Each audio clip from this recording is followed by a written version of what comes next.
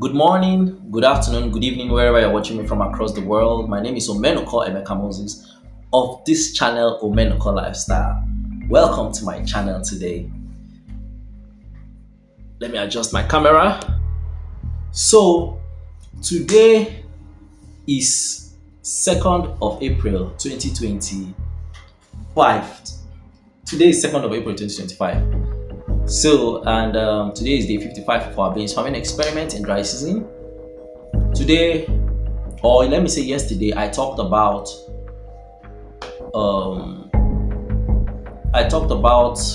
8 things that will make plants not to produce flowers and pods. I talked about excessive temperature and inadequate sunlight. I want to go further today to talk about how sunlight helps plants. Without food, nobody can do anything. You cannot grow, you cannot walk, you cannot do really anything reasonable without food. In as much as excessive sunlight is not good for the plant, plants cannot do without sunlight. There is a process by which plants manufacture their own food, and that process involves the use of sunlight, and that's what I want to talk about. That process is called photosynthesis. I'm sure all of you would have heard about it. As long as you went through primary school or secondary school, there is no way you would not have heard of the term photosynthesis. So I want to talk about photosynthesis in plants and also in beans, because we are carrying out experiments on beans. In as much as I'm very tired, I will just try as much as possible to just dish out what I have in the shortest possible form so that I can rest. I've not been resting. You can see from the way I speak, it's kind of a little slurry. I'm so tired, but I just have to do this. What is photosynthesis? Photosynthesis is the process by which plants manufacture their own food. Photo is from the term light. So, in this process of photosynthesis, the sun plays a vital role. I'll try as much as possible to break this in layman's terms so that anybody can understand. I'm not going to be using so much big grammar. I'm also going to be looking at my phone from time to time because I've jotted 1 or 2 things. I know grammar more, I can just tell you. So, in every plant, this photosynthesis process happens in what is called, in the plant cell, there's something called the chloroplast. And in this chloroplast, there's a green coloring matter in it, in that chloroplast, which is called chlorophyll. That thing that makes plants live to look green is called the chlorophyll. Now, this chlorophyll is very important in converting sunlight to energy for the plant to grow. And this process is what is known as photosynthesis. Now, there is something known as wavelength in the sun. There's something known as wavelength in the sun. So the first process of this photosynthesis is absorption of sunlight by the chlorophyll. Absorption of sunlight by the chlorophyll. Remember I said the chlorophyll is the green coloring matter in the plant. What happens is that when the sun hits the plant, the chlorophyll absorbs this sunlight. This chlorophyll absorbs the sunlight mainly in the blue and in the red wavelength. Yes. And converts this sunlight to chemical energy. After it absorbs the sunlight, the chlorophyll absorbs the sunlight in the blue and the red wavelength. I don't know the details of that one, but now so it be. It converts it to chemical energy. So that brings us to our second stage, which is called photolysis, splitting of water. photolysis, splitting of water. What happens is that this light energy from the sunlight that has been absorbed by the plant helps to split the water in the plant. Water, of course, is H2O, but it splits it into oxygen, electrons, and protons. Oxygen, electrons, and protons.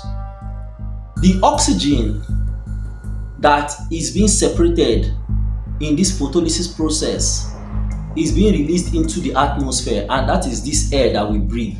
That's why it's always healthy to have plants around your house. You will be breathing in fresh and good air.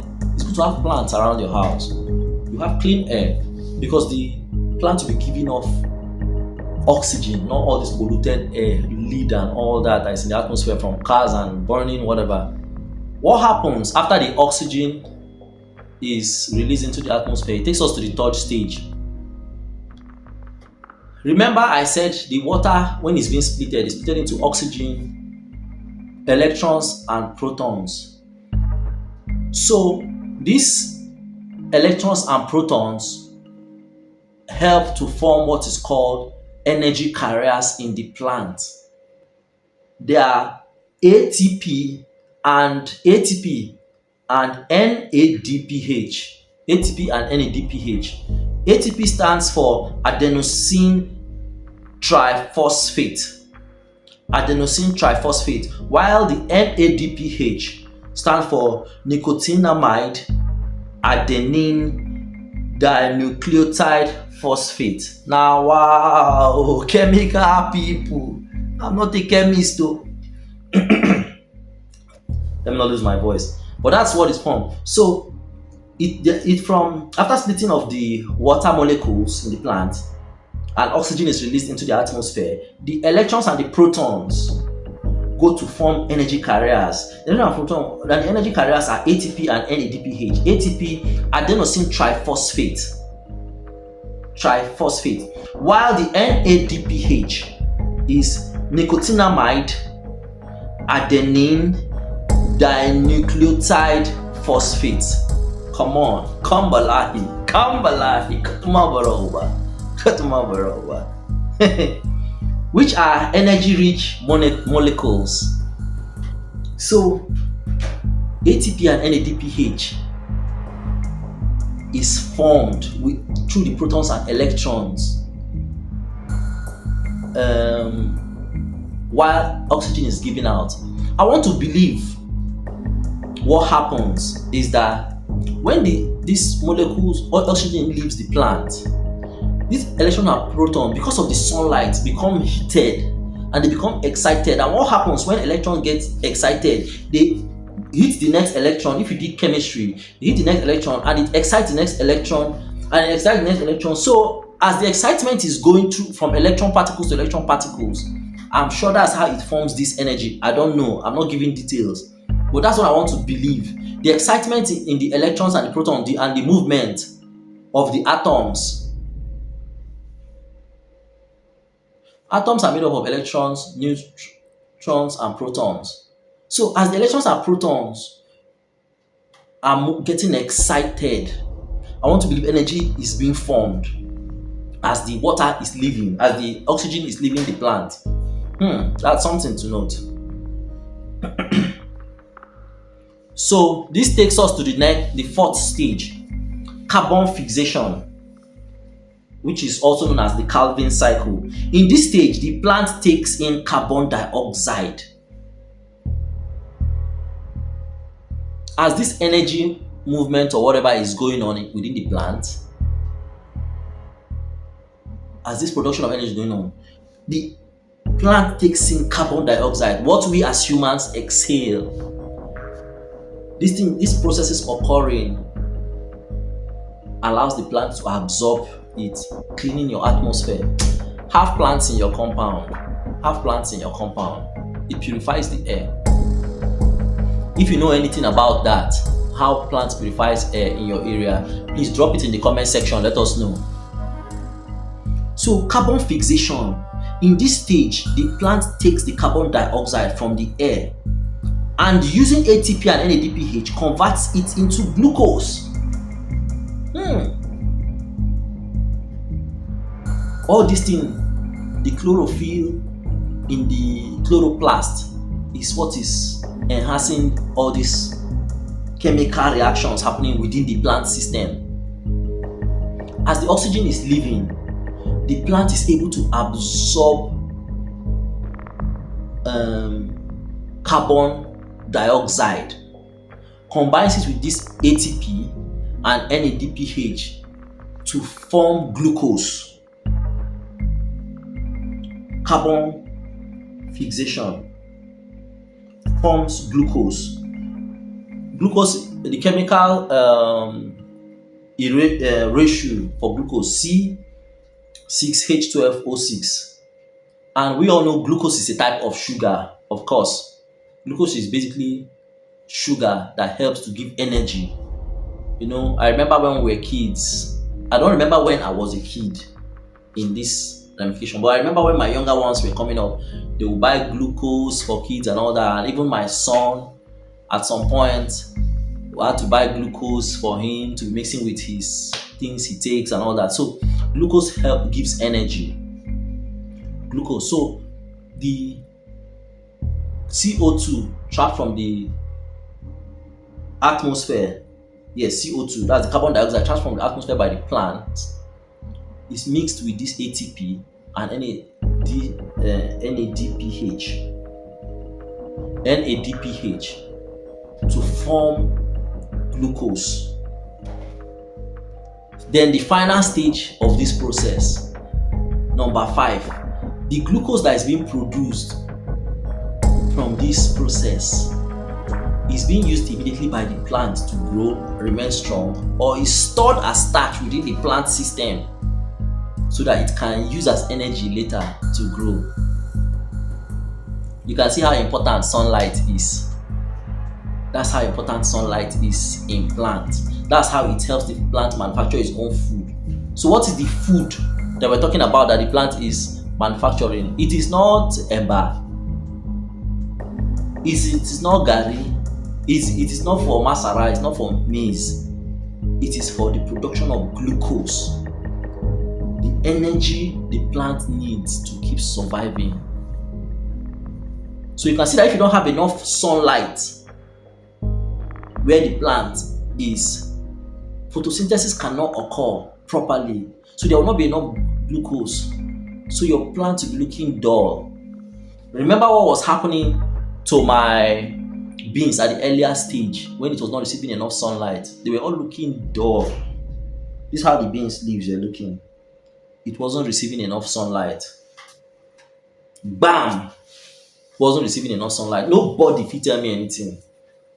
But you can see how healthy they are looking out there right now because receiving enough sunlight. If it's not receiving enough sunlight, photolysis cannot happen. That's the splitting of the water to give out oxygen and now use the protons and electrons with its whole excitement to form ATP and NADPH, which now helps in carbon fixation, which now leads to carbon fixation that combines with these electrons and protons, which have formed ATP and NADPH to produce glucose within the plant to keep it going.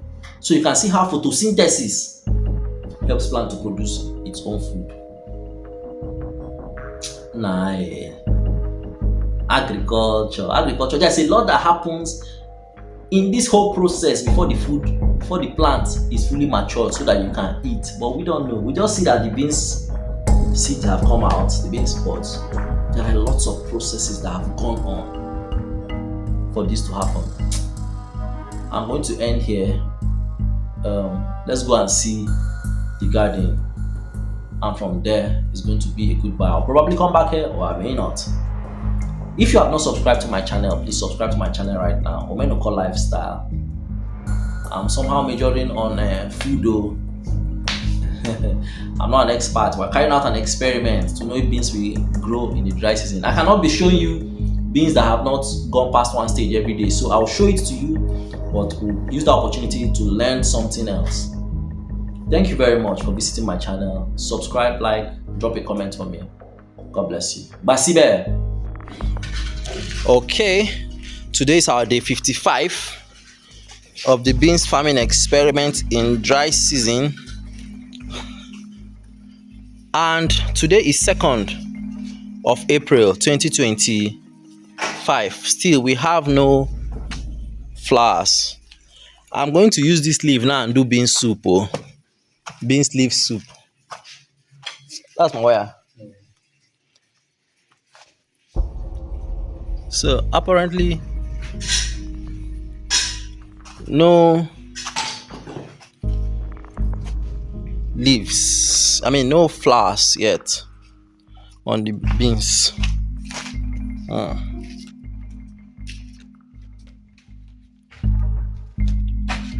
So is day 55 of the beans farming experiment, and still we don't have flowers yet. All right, let's go wrap up for the day. So we're back on day 55. No flowers. 2nd of April, no flowers. 2025. Me that have been saying I might use these beans leaves to go and make bean soup. If I use the leaves to make bean soup, how will the plant make its own food? We gotta wait for the flowers to come up. Remember the process of photosynthesis. So if you have any questions about photosynthesis, please drop it in the comment section and I'll be glad to answer it. If you have any other question about any other thing, or you have a particular video you want me to make, like I'm going to try and plant bambara seeds. I promised Emma Ella I'll plant bambara seeds. So, and I'll do a documentary. Let me see how it grows. I don't really know. In fact, I'll do a research on it now. And probably I'll deliver it as one of my next lectures. Let me see how bambara seeds grow. Bambara seeds are the seeds they used to make okpa. Anyways, let me not elongate this video furthermore. It's getting to almost 17-18 minutes. Thank you for visiting my channel once more. Like my channel, subscribe now. Don't say I'll do it later. Do not procrastinate. Procrastination is one of the killers of destinies. Don't procrastinate. Subscribe now. Like this video. It will not cost you anything to just drop like. If at any stage of the video you were like, this makes sense, or I like this, just drop me a like, or just comment hi in the comment section, or hello. I appreciate that, so that YouTube algorithm will know I'm doing a great job and they'll share it to more people. God bless you. Basibe. Omenuko lifestyle. Bosa.